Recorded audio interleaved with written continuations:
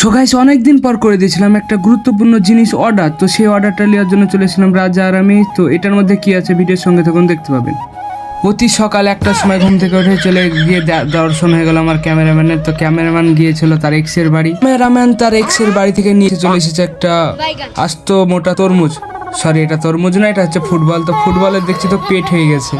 তো ক্যামেরাম্যানকে বলছি এই কীভাবে সম্ভব, ফুটবলের পেট হলো কী করে? তো ক্যামেরাম্যান বলছে আমি কিছু জানি না, তুমি এই পাম্পারটা দিয়ে পেটটাকে আরও বড়ো করে দাও। তো তারপরে ক্যামেরাম্যান আমাকে পাম্পারটা দেয়। তো তারপর একটা সুন্দর লোকেশনে ঘুরতে চলে আসলাম সবাই মিলে। তো সুন্দর লোকেশনে ঘোরার একটাই উদ্দেশ্য, কারণ আমরা সবাই সিঙ্গেল, যদি একটা গার্লফ্রেন্ড হয় তো তার জন্য আমরা 6জন মতো চলে। সো আমাদের কপালে তো গার্লফ্রেন্ড জুটবে না, তার জন্য চলে এসলাম আমরা গাড়িটায় একটু হাওয়া দিতে, কারণ হাওয়া দিয়ে দিয়ে বেড়াতে হবে এরকম একটা ব্যাপার। তো তারপরে কাকুর গাড়িতে হাওয়া দেওয়ার পর চলে এসলাম লং ড্রাইভ।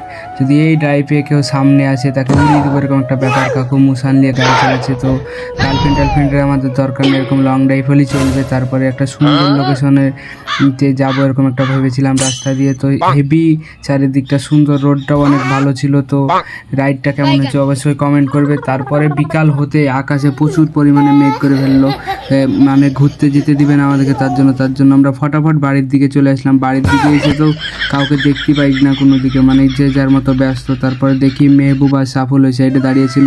তো তারাদেরকে হাই করলো। আর আজকের মিলা ভাগটা এখানেই শেষ করলাম।